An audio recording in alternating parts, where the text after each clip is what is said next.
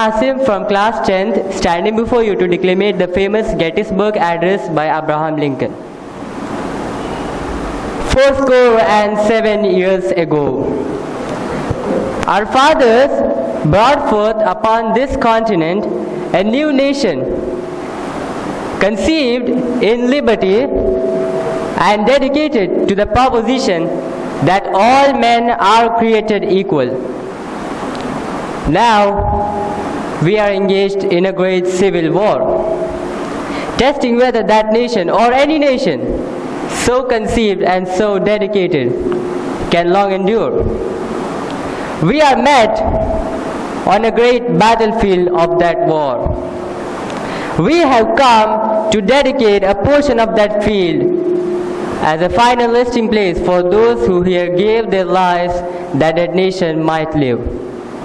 It is altogether fitting and proper that we should do this. But in a larger sense, we cannot dedicate, we cannot consecrate, we cannot hallow this ground. The brave men, living and dead, who struggled here have consecrated it far above our poor power to add or detract.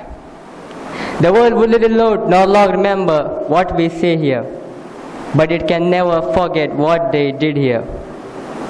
It is for us, the living, rather to be dedicated to the unfinished work which they who fought here have thus far so nobly advanced.